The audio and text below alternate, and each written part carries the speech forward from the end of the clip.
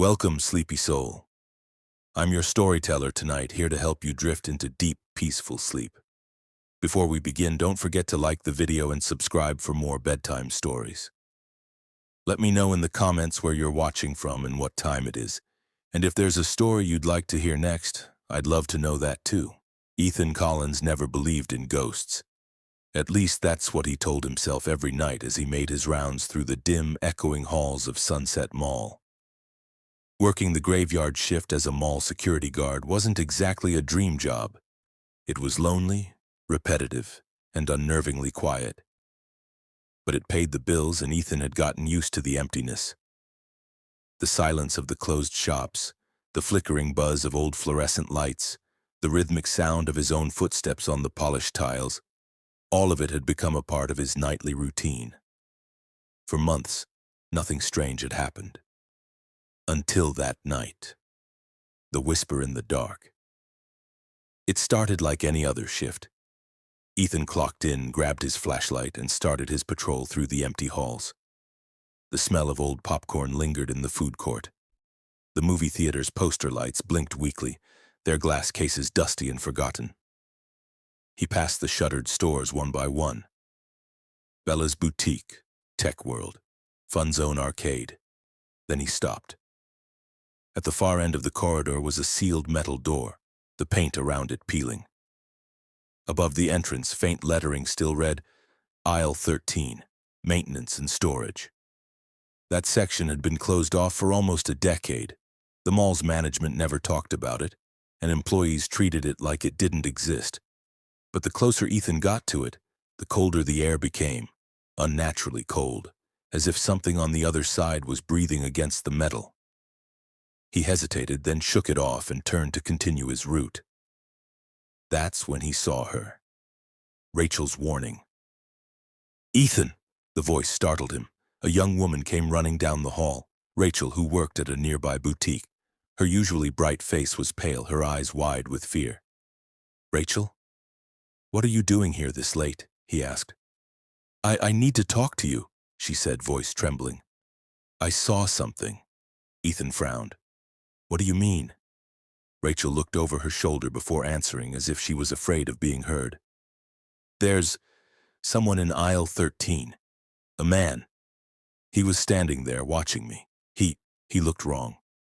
Rachel, aisle 13's been closed for years. No one's supposed to be down there," but she shook her head. Her voice broke when she spoke again.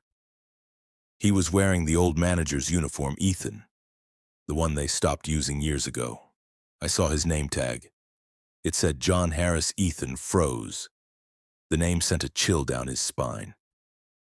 Everyone who worked at Sunset Mall had heard of John Harris, the manager who mysteriously disappeared over 10 years ago after a scandal involving the mall's owner, David Graves, who was found dead in his office days later. No one knew what really happened. Rachel's eyes filled with tears.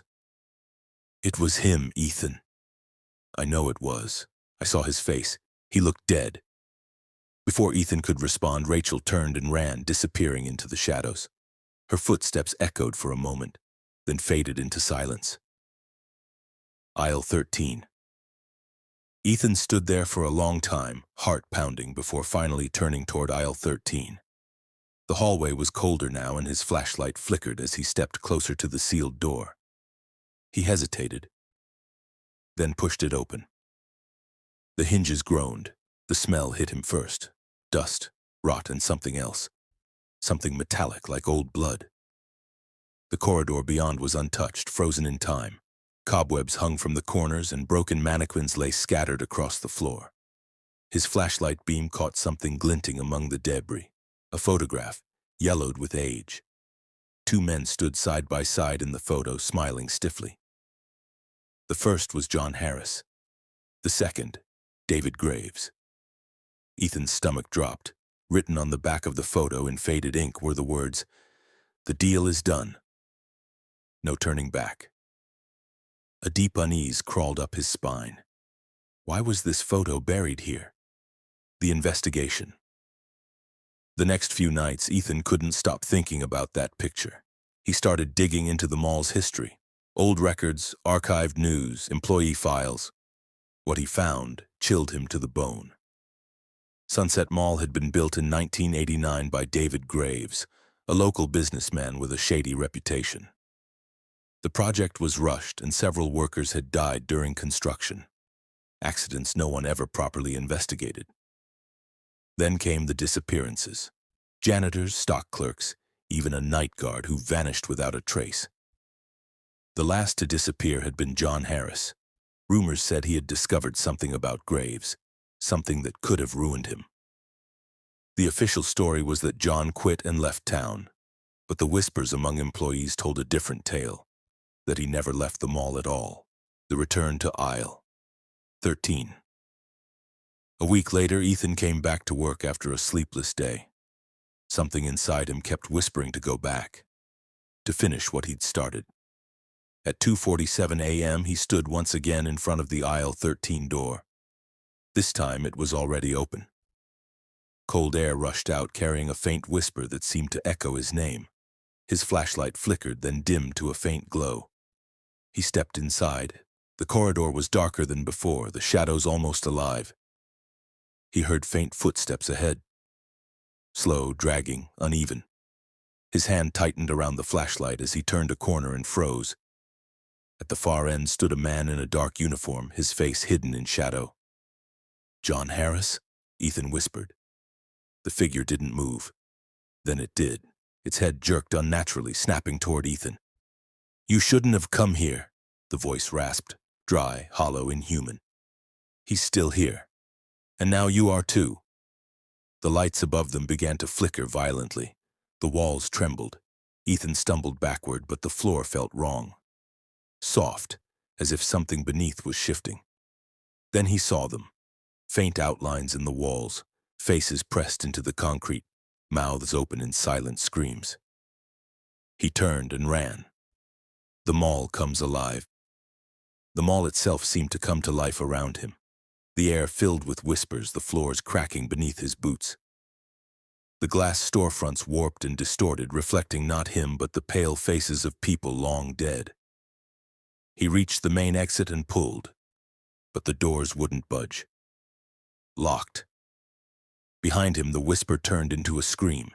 He spun around and saw Rachel standing in the distance, her eyes wide, her mouth open as if to shout something. But no sound came out.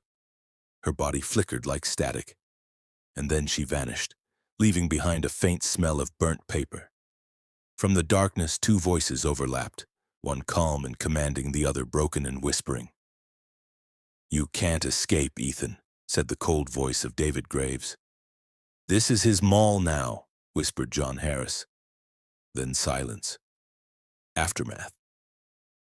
At sunrise, a local truck driver found Ethan wandering outside the mall's service road, barefoot and covered in dust. His eyes were wide, his skin ice cold. He didn't remember how he got there. When police entered Sunset Mall later that morning, they found Rachel's phone lying near aisle 13. Her last text message was never sent. She was never found. Ethan quit the job that day and moved to another city. He never talked about what happened, not to the police, not to his family. But sometimes, when he was alone at night, he'd hear faint whispers through the static of his TV. The same words that haunted him that night. "You're next." Sunset Mall was demolished 2 years later after a series of mysterious electrical fires. But locals still say that on quiet nights, if you walk past where the mall once stood, you can still hear the faint echo of footsteps and a man's voice whispering through the wind. "I never left." The night air was heavy with the kind of silence that makes you feel watched. The Hollowgate Mall sat at the edge of town, a massive dying complex that once thrived with shoppers, laughter, and music. Now only the hum of flickering lights and the faint echo of footsteps remained. Lena Myers never wanted this job. She was 26, broke and desperate, so when the temp agency offered her a night janitor position at the mall, she took it without a second thought. It was supposed to be simple. Mop floors, empty trash bins, keep the place from falling apart before its official closure in 2 weeks. But Hollowgate had a reputation. People whispered about the vanishing employees, the flickering cameras, and the incident that shut down the lower level years ago. No one talked about it openly, but everyone knew something had gone wrong here. Something bad. The first night, Lena's first shift started quietly. The mall was vast, 3 floors, dozens of empty storefronts, an abandoned food court where pigeons nested in the rafters. Her flashlight beam cut through the dark as her cartwheels squeaked down the corridor. In the distance, the security guard, Earl, waved from his post near the entrance. He was an older man, kind but jittery, and always kept a flask tucked in his jacket pocket. "Don't wander near the sub-level, kid," he warned her. "They closed it off for a reason." Lena smiled awkwardly, thinking he was joking. "Why, haunted or something?" Earl's eyes didn't leave hers. "You could say that. Just don't go down there."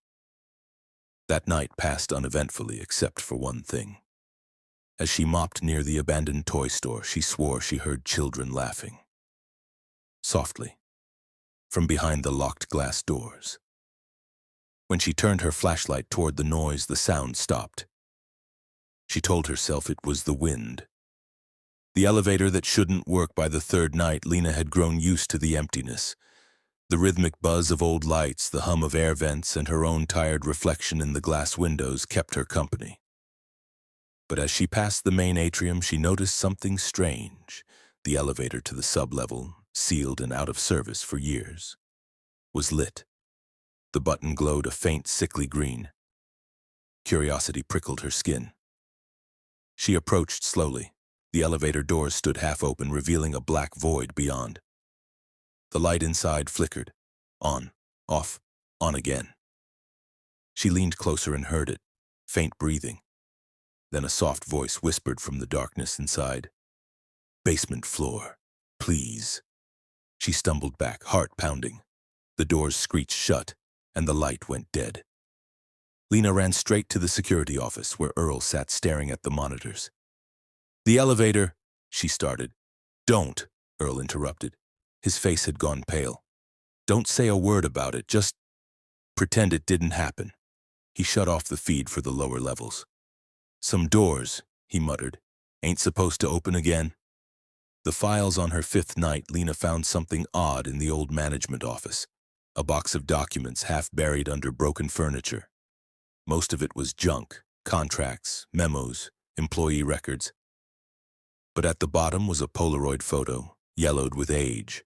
It showed a group of workers standing in front of the mall's grand opening banner. Everyone was smiling, except one man. He was standing slightly apart, eyes wide, mouth twisted in something that looked like a grimace. His name tag read, "Arthur Fenn, Custodian."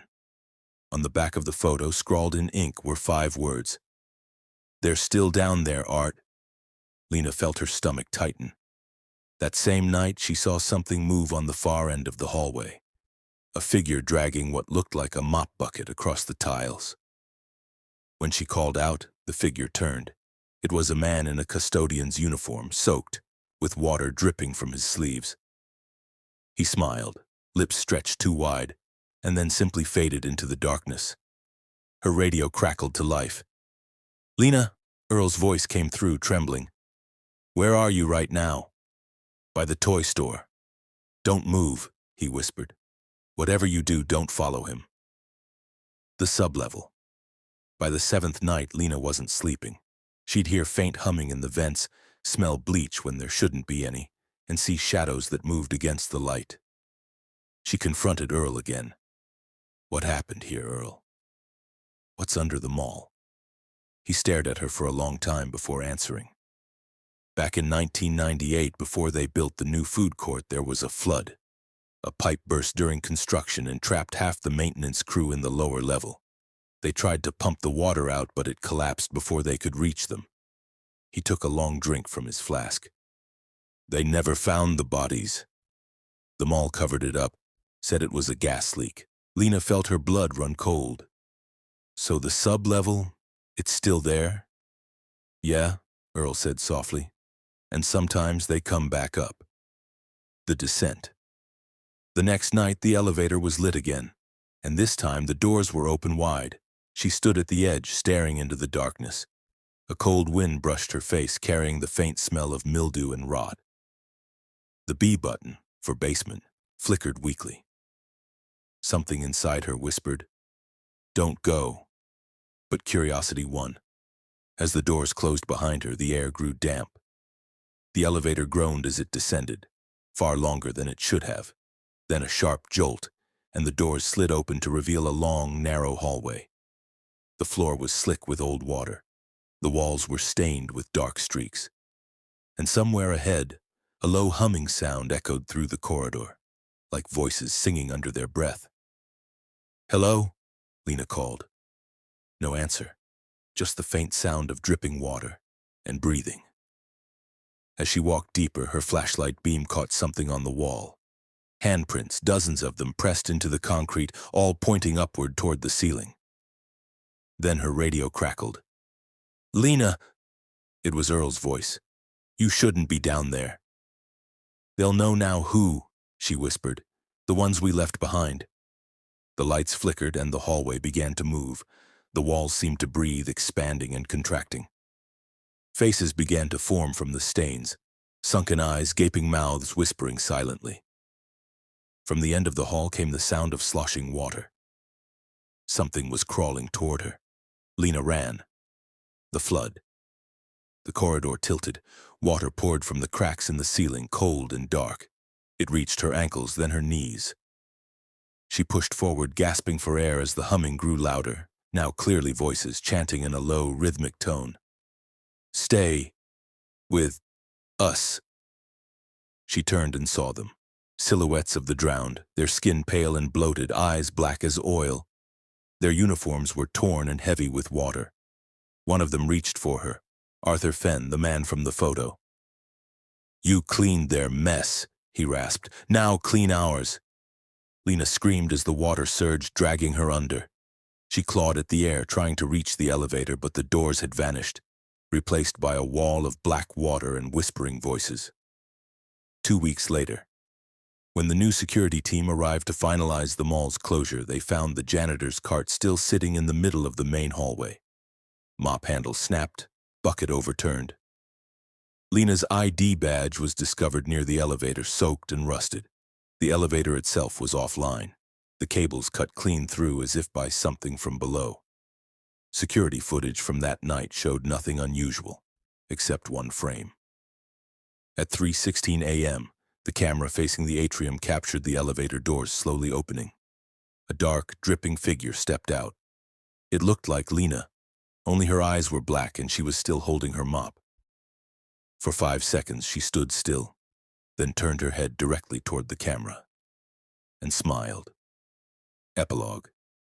The Hollowgate Mall was demolished in 2020 after an unexplained fire, but construction workers claim that at night they hear faint humming beneath the concrete.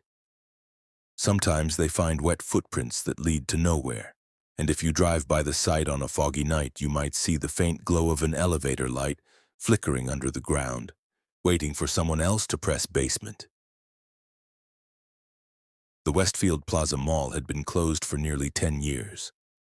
Once the city's pride, 3 stories of neon lights, food courts, and endless shops, it now sat silent and rotting, its glass ceiling cracked, its halls overtaken by mold and graffiti. But one place inside the mall had somehow survived untouched: the Regal Cinema 8. Every seat still stood in perfect rows. The popcorn machine, though dusty, looked like it could start again at any moment. Even the old marquee outside still read in faded red letters, "Now showing, the midnight screening." But that was strange, because that film never existed. The assignment.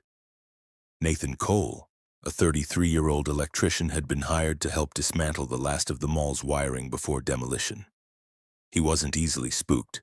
He'd worked in hospitals, old prisons, even an abandoned amusement park once. But there was something about the mall's silence that unnerved him. His partner, Ron, refused to enter the cinema. "No way, man. That place is wrong," Ron said, lighting a cigarette. "They say people went missing during its last show. Whole families gone." Mall shut down a week later. Nathan laughed. "Yeah, sure." Urban legend Ron didn't laugh back. "You ever wonder why the seats are still clean?" Why the projector still runs when there's no power. The theater. At 10:45 p.m., Nathan decided to check the wiring in the cinema himself. He pushed through the creaking glass doors, flashlight in hand, the beam cutting across faded movie posters, The Ring, Silent Hill, the others. The air was stale but faintly smelled of butter and dust. When he reached Theater 3, his flashlight flickered. Inside, everything was perfectly preserved. The screen loomed like a white tombstone. The projector, an old 35mm relic, stood silent in its booth. And every seat was filled, not with people but coats, shoes, and purses neatly arranged as if the audience had vanished mid-film. Nathan shivered. Probably squatters, he muttered, even though deep down he knew that made no sense. Then he noticed something strange. On the wall, scratched in faded red paint, were the words, "Don't watch it." The film. He climbed up to the projector booth to inspect the cables. Everything looked fine, except for one thing. A single film reel sat threaded in the machine, labeled in smeared black ink. The midnight screening. Nathan couldn't resist. He'd grown up obsessed with film, and curiosity was stronger than fear. He flipped the switch. The machine hummed to life with a screech. The reel began to spin. Down below, the screen flickered, black and white static. Then, an image. The camera panned across an empty mall hallway. The sound of faint breathing filled the air. Then came the voice, distorted, almost mechanical. "Welcome to the show." Nathan frowned. The mall in the film looked identical to the one he was standing in. The same cracked tiles, the same broken skylight. Then the camera turned a corner and pointed directly at Theater 3. His heart stopped. The door in the film opened, and the screen showed the inside of the very theater he was standing in. Row by row, the seats appeared, and in them dark, faceless figures sitting motionless. Then slowly the camera in the film turned toward the projector booth, and Nathan saw himself on screen, standing at the controls, staring in disbelief. "What the hell?" he whispered. The film jumped. The image of himself warped, his mouth stretching into a grin that wasn't his own. His voice, distorted through the speakers, echoed, "You shouldn't have watched." The power cut. The screen went black, but the breathing continued. The audience, Nathan's flashlight, flickered on again. The seats below, once empty, were now filled. Rows and rows of shadowy figures, heads tilted toward the screen. He tried to move, but his legs wouldn't respond. The air felt heavy, like invisible hands pressing against his chest. One of the figures in the front row stood. It turned toward him, its movements jerky, unnatural. Its face was pale, skin stretched too tight, eyes like empty sockets. It raised a hand, and from its mouth came a horrible, wet whisper. "Play it again." Nathan stumbled backward, slamming into the wall. He tore down the stairs, past the silent audience, past the lobby. But as he ran through the exit doors, he found himself back inside Theater 3. The same screen, the same seats, the same static hum from the projector above. He tried again, same result. Every door, every hallway led back to the theater. The film started playing again. Only now, it showed him running in circles, trapped in the theater. His own terrified face staring back at him from the screen. He screamed. The loop. The next morning, Ron showed up to find Nathan's van still parked outside. The mall was locked from the inside. When police broke in later that day, they found Nathan's tools lying in the cinema lobby. The projector was still running, spinning endlessly, though the building had no power connection at all. Inside Theater 3, every seat was empty, except the last row. A single figure sat slumped there, covered in dust, face turned toward the glowing screen. When officers approached, they realized it wasn't a person. It was a mannequin wearing Nathan's work jacket. On the screen, the film played silently. Frame by frame, it showed Nathan's reflection. Smiling, frozen mid-scream. Epilogue. 2 months later, the demolition crew finally tore down Westfield Plaza Mall. But workers say the night before the blast, the cinema lights came on by themselves. The marquee lit up for the first time in 10 years. the letters glowing blood red, now showing the midnight screening. No one was inside, but from the rubble that morning a single film reel was found, still intact. It was labeled in smeared black ink, next showing, "Coming soon." When Marcus Hale got the call from the city inspector's office, he didn't hesitate. Brookhaven Mall was being demolished, and they needed someone to map out the old maintenance tunnels beneath it before construction could begin. It was supposed to be routine work, a day's pay for a night's job. But no one told him the tunnels weren't on any blueprint. The descent Marcus arrived at dusk. The mall loomed over the empty parking lot like a carcass. Windows shattered, signs hanging by rusted bolts, escalators stripped bare. Graffiti covered the walls. "Keep out. They see below. Turn back." He met Linda, the site supervisor, by the service entrance. She looked nervous, glancing at her clipboard as if it might protect her. "You'll need to go down through the south maintenance door," she said. "Should connect to a drainage system. Just mark the route with chalk and come back up when you hit the old boiler room." Marcus grinned. "Piece of cake." She didn't smile back. "If you hear anything down there, don't answer it." The first tunnel. The entrance was a steel door buried behind the food court's collapsed wall. It screeched open, releasing a gust of air that smelled of rot and rust. Marcus switched on his headlamp and began to descend the narrow metal stairs. Drip, drip, drip. The tunnel floor was slick, the air damp and heavy. Pipes ran overhead like veins, groaning occasionally with age. The deeper he went, the less the mall felt like a mall. It was more like something ancient, dug too deep, too far beneath the earth. He left marks on the wall every few feet, white chalk, straight lines. After half an hour, he reached a cross-section, 3 tunnels branching off in different directions. His radio hissed. "Marcus," Linda's voice crackled. "You're coming through faint. You near the boiler yet?" "Not yet," he said, still mapping. "I think the signal's getting weak." There was a pause. Then, "Don't stay past midnight. That's when they wake up." Her voice cut out before he could ask who they were. The voices Marcus kept walking. The tunnel curved downward, steeper now. He tried to ignore the feeling that the air was breathing. Every few seconds his headlamp flickered, but only when he looked behind him. Then he heard it.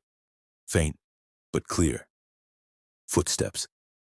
Squishing against the wet concrete, coming from somewhere behind him. He turned his light down the tunnel. Nothing. Just water stains and dark, endless space. "Linda," he said into the radio. Static. Then a whisper. "Don't say my name." The voice wasn't Linda's. He spun around and for a split second saw a shape slip into the corner of his vision. Something tall, thin, crawling across the wall like an insect, its limbs too long to be human. Marcus ran. The chalk marks. He followed his chalk trail back, or at least he thought he did. But when he reached the next intersection, his marks were gone. Instead, new ones appeared, drawn in red, forming small circles and symbols he didn't recognize. He knelt to touch one. It was wet. Sticky. Blood. Then he noticed the writing above it, scrawled in uneven lines. "Not your tunnel." The air grew colder. The walls began to pulse faintly, like they were alive. The pipes overhead rattled, leaking dark liquid that smelled metallic. His radio crackled again, faint breathing on the other end. "Marcus." "Who is this?" "We can see you." He dropped the radio and backed away. The sound of movement echoed from every direction, footsteps, dragging sounds, whispers too faint to make out. The tunnel seemed to stretch longer the more he ran. The door. After what felt like hours, Marcus spotted a door ahead, rusted but intact. It read, "Sublevel B, authorized personnel only." He pushed it open and stepped inside. The air was freezing. The walls were lined with old machinery, corroded pipes, and blackened photographs pinned along the concrete, hundreds of them. Each one showed faces of mall employees staring directly into the camera. Some were old and faded. Others looked recent. Too recent. He froze when he saw one photo near the bottom. His own face taken that same night, eyes wide, mouth slightly open as if caught mid-breath. Behind him something moved. The thing in the tunnel. He turned slowly. Standing at the far end of the boiler room was a figure. Tall, gaunt, its head brushing the ceiling. Its face was covered by a cracked mall security mask. The chest was bloated like something had been sewn inside. It twitched once, twice, then spoke, in Linda's voice. "Mapping complete." Marcus stumbled back, knocking over a pipe. Steam hissed from the wall. The thing started to move, jerking, snapping, its limbs bending backward. The lights flickered with each step it took. Then it smiled, the mask splitting down the middle, revealing a mouth full of wet, glistening teeth. "You took our place," it whispered. "Now take our shift." Marcus ran. He slammed the door and bolted up the tunnel, following any path he could find. But every turn led deeper. The tunnels were changing, swallowing him whole. Behind him came the scraping of claws against concrete, and the laughter, dozens of overlapping voices echoing through the dark. The surface. At 3:17 a.m., Linda's team finally lost contact with Marcus's tracker. They found the south door wide open, his chalk bag on the ground, and his radio lying in a puddle. Inside the tunnel, every wall was covered in fresh white marks, his trail, but all of them pointed downward, not out. They sealed the tunnels the next day. Brookhaven Mall was demolished a week later. Epilogue. 2 months later, during excavation for a new shopping complex, workers uncovered an unlisted access shaft several meters below ground. At the bottom was a narrow corridor, freshly marked with white chalk lines. And on the wall, written in shaky handwriting, were the words, "Shift complete. Your turn." The chalk was still warm. The Evergreen Plaza Mall had once been the beating heart of the city. Now it was dying, stores closing, floors cracking, and the air heavy with dust and forgotten laughter. But the mall still needed a night guard. That's where Aaron Briggs came in. He'd taken the graveyard shift reluctantly. The pay was good, and he told himself it would be easy. Just him, a bank of security monitors, and the hollow echo of a place long past its prime. But Evergreen Plaza had eyes, and they were always open. The first night. The security room sat deep in the bowels of the building. No windows, no sound, just the low hum of machinery and the flicker of 24 monitors. Each camera fed into a corner of the mall, the empty food court, the abandoned movie theater, the shuttered toy shop, the cracked fountains. At first, Aaron found the silence comforting. He drank coffee, leaned back in his chair, and watched the screens roll by in static monotony. But at exactly 2:14 a.m., something changed. Camera 12, the north hallway, flickered. Static for a moment, then movement. Someone was walking down the hall. Aaron sat forward. "That's impossible," he muttered. He was the only one on site. He squinted at the screen. The figure was small, childlike, wearing a faded red hoodie. It walked slowly, dragging one foot as though injured. Aaron grabbed his flashlight and radio. "Control to maintenance, anyone on the north side?" No reply, just static. When he looked back at the monitor, the hallway was empty again. He rewound the footage. The figure wasn't there, not even a single frame. The footsteps. By the second night, Aaron was jumpier. He told himself it was just exhaustion, maybe interference in the cameras. But the mall had a way of getting under your skin. Around 1:30 a.m., he heard it, footsteps echoing faintly through the vents. Slow, deliberate, coming from the upper level. He switched cameras one by one, scanning the dark hallways. Then on camera 7, the old children's arcade, he froze. Every light inside the arcade was flickering on and off. Game machines that hadn't had power in years were glowing. "Insert coin," flashed in sickly red letters. The animatronic bear that once entertained kids stood motionless in the center, its head twitching slightly.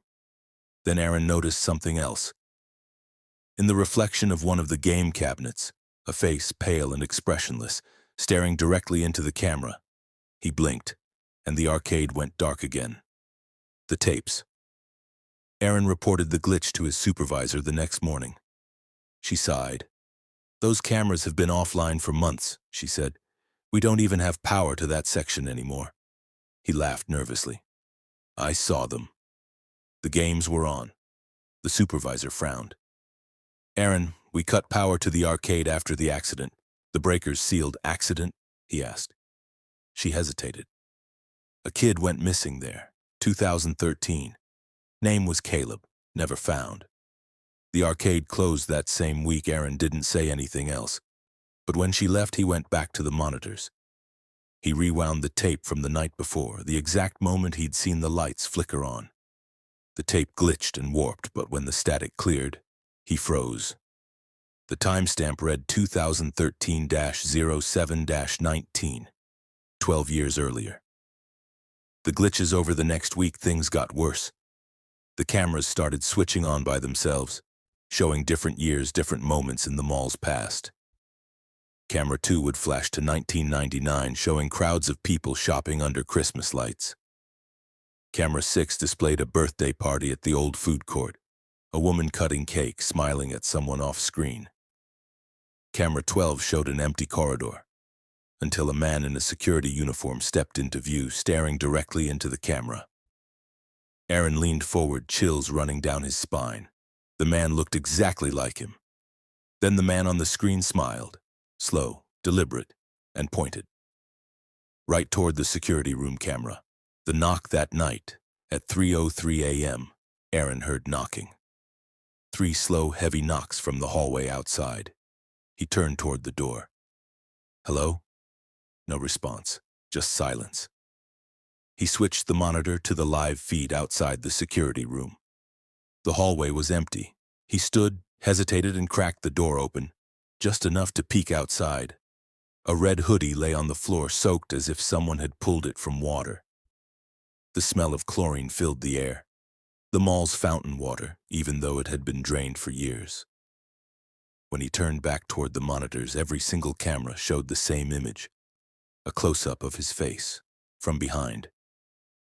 He spun around, heart racing, but no one was there. The last transmission, Aaron's final shift, was recorded on July 23, 2025. The footage, found days later, showed him sitting in the security chair, staring blankly at the monitors. At 2:13 a.m., the power flickered. All the screens turned to static except one. Camera 12, the north hallway. Through the flicker, you could just make out the faint shape of someone walking, dragging one leg, wearing a red hoodie. Aaron stood up, walked out of frame, and never came back. Epilogue.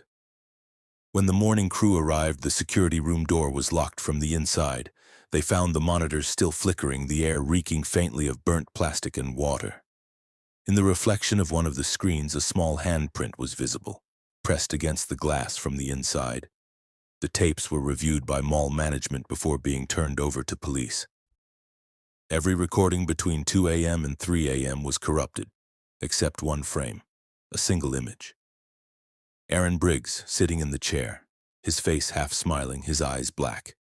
And behind him, the animatronic bear from the arcade, standing in the dark corner of the room, its mouth slightly open. The caption on the bottom read, "Recording resumed. Welcome new security personnel." It was almost midnight when Lena Torres pulled into the Westbrook Mall parking lot. The mall was closing, lights dimming, and the air outside was thick with drizzle. She had one errand: to pick up a package she'd accidentally left in her store's back office. Simple, in and out. But that night, the elevator down to level B3 would change her life forever. Because no one was supposed to go there. Not anymore. The warning: Lena worked at a small clothing store in the mall. She'd done countless closing shifts, but never alone. As she walked toward the staff elevator, the janitor, an older man named Graham, called out from across the hall. "You heading down?" he asked. "Yeah, just need to grab something I left." Graham's face paled. "Which level?" "B3, she said, pressing the button. He shook his head slowly. That level's sealed. Cameras don't work down there, you shouldn't. The elevator dinged open before he could finish. Lena gave a nervous laugh. I'll be 2 minutes. Promise. She stepped inside, and the doors slid shut. The descent. The hum of the elevator filled the silence. B1, B2. When the display flickered to B3, the lights overhead dimmed. For a moment, everything went black. Then, with a low ding, the doors opened. The air was cold, too cold, the kind that sank through your clothes and into your bones. The underground level stretched before her, dimly lit by flickering fluorescent bulbs. Water dripped from pipes onto the cracked concrete floor. Rows of empty cars sat motionless, covered in dust thick enough to write names in. But it wasn't the silence that unsettled her. It was the smell, wet metal and something sweet like old fruit left to rot. The red car. She walked past the first row of vehicles, scanning for her black hatchback. Then she noticed something strange. Every car had a thick layer of dust, except one. A red sedan, clean and polished, parked perfectly in the center of the lot. Its engine was off, but the headlights flickered faintly, as if trying to breathe. She frowned and approached cautiously. Through the foggy window, she could see movement inside. Someone was sitting in the driver's seat, perfectly still. "Hello?" she called out. No answer. Lena knocked on the window. The figure inside slowly turned its head toward her. The face that looked back was her own. The loop. She stumbled backward, heart hammering. "What the?" The car door opened slightly with a soft click. Her reflection, the other Lena, stepped out barefoot, her eyes black and hollow.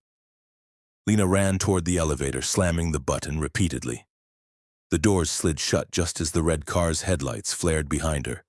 The elevator lurched upward, B2, B1, then stopped. The screen glitched, B3. The doors opened again, to the same parking lot. Only now, the cars were gone. Everywhere she looked was empty concrete and shadows. The air buzzed with faint electricity, and then from the far corner of the lot she heard the faint squeak of tires. The red sedan was driving toward her. The static voices. Lena ducked behind a pillar, breathing hard. The sound of the car grew louder, tires scraping on the concrete, headlights sweeping across the dark. Her phone buzzed suddenly. A text message, unknown number. "Get out. Don't talk to her." Before she could respond, the headlights froze in place. The car door opened again. This time, 2 figures stepped out. Both of them were her. They smiled in unison, whispering in static-like voices greater than, "We're waiting for you upstairs." "Don't you remember? You already left, you never left." The elevator returned. She bolted toward the elevator again. This time, when the doors closed, the floor indicator went haywire. B3 flickering between random letters and numbers. The lights went out completely. In the darkness, she could hear whispering behind her, the sound of multiple people breathing. Then softly a child's voice. "You parked in my spot." The elevator jolted violently. When the lights came back on, the mirrors inside the elevator were fogged over, and faint handprints covered them from the inside. The aftermath. The next morning, security found the elevator doors on level B1 jammed open. Inside, Lena's phone lay on the floor, screen cracked, still recording a video. The footage showed her breathing heavily, whispering, "It won't let me leave. There are copies of me down here." In the final frame, the camera turned, revealing her face staring directly into the lens. Only this time, her reflection in the elevator mirror was smiling while she wasn't. The video cut off at 3:03 a.m. Security checked the logs. No elevators had moved between 2 and 4 a.m. that night. And when they finally went down to level B3 to search, there was no red sedan, no cars at all. Just a single parking space marked with peeling paint. Reserved, El Torres. Marissa Clay worked as an assistant manager at Riverside Mall. one of those enormous echoing shopping centers that felt half dead even during the day. She hated elevators, always had. But one stormy Friday evening, with her arms full of inventory sheets, she decided to take the freight elevator down to storage instead of using the stairs. That was her first mistake, because the elevator at Riverside had a secret, one no one talked about, one not listed on any blueprint or map. There was a floor between the floors, and once you went there, you didn't always come back. The ride down the elevator was an old freight model, creaky and metallic, smelling faintly of rust and oil. As Marissa pressed the button for the basement, the doors closed with a groan. The floor indicator above the door blinked slowly. 5, 4, 3, 2. Then it paused. The elevator shuddered violently. The lights flickered, and the display changed to -1. Marissa frowned. There wasn't supposed to be a minus floor. Floor -1. When the doors opened, the lights inside the shaft flickered in sickly yellow hues. The air that hit her face was thick with dust, but beneath it was another smell. Sweet, chemical, like formaldehyde. She stepped out slowly. The hallway stretched long and narrow, lined with mannequins, hundreds of them, all facing the elevator. Their glossy eyes reflected the light in strange ways, as if they were watching her. Each one wore clothing from different decades, 70s bell-bottoms, 80s neon jackets, 90s dresses. She realized with a chill that these were from stores that had closed years ago. And then, far down the hall, one of them moved. The sound, Marissa froze. The sound was unmistakable, a slow scraping like plastic feet dragging against tile. "Hello?" she called, her voice trembling. No response, just more scraping, closer now. The nearest mannequin, a child-sized one wearing a pink dress, had turned its head. Not all the way, just enough to look at her. Marissa took a shaky step backward. Her phone had no signal. Then, from somewhere behind her, the elevator dinged. The doors began to close on their own. She ran, but the doors sealed shut before she reached them, and the scraping was all around her now. The storefronts panic rising, Marissa sprinted down the hall, passing what looked like storefronts. But the glass was shattered, and the displays were wrong. One store had a dozen mannequins standing around a dinner table covered in rotten food. Another had a carousel horse mounted on the wall, its eyes gouged out. Every sign was faded, written in a language she didn't recognize. When she passed one storefront labeled customer service, the intercom crackled to life.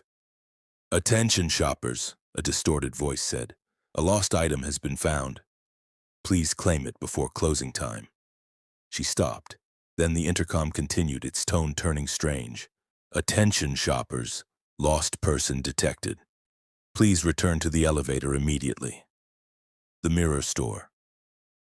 At the end of the corridor was a store with no name, only a glass door and a single light flickering inside. The mannequins in this one were all facing mirrors, frozen mid-pose, as though admiring themselves. But when Marissa looked closely, she realized something was wrong. Their reflections were still moving. A mannequin lifted its arm, though the real one didn't. Another tilted its head backward, cracking the reflection's neck at an impossible angle. And then, one reflection turned and looked directly at her. Her reflection smiled. The call. She stumbled backward, breathing fast. Her phone buzzed suddenly, but blocked number. She answered without thinking. "Marissa," a voice whispered. "You shouldn't have taken the elevator."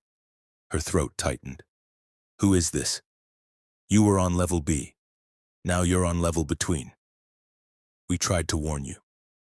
Then the call ended, and the mannequins in the mirrors began to turn one by one toward her. The return.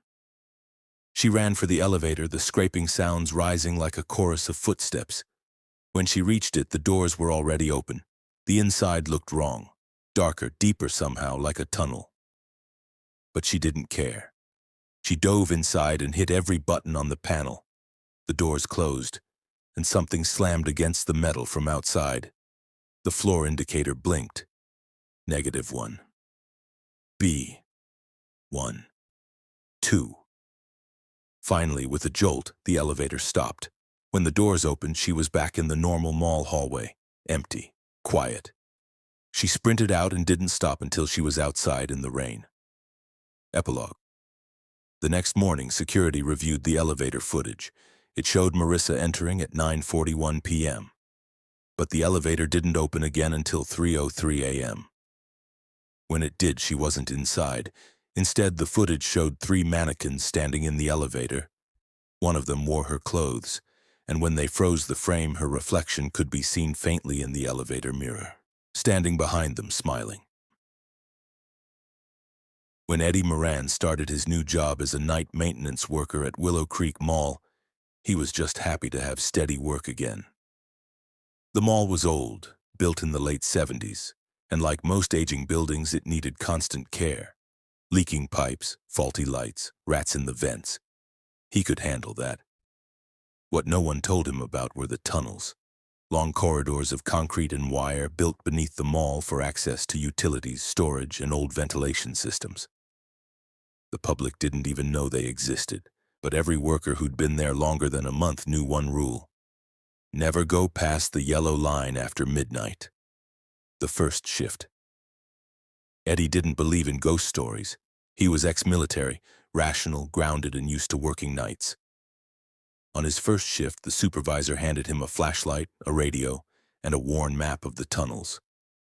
"Half of it's outdated," the man said.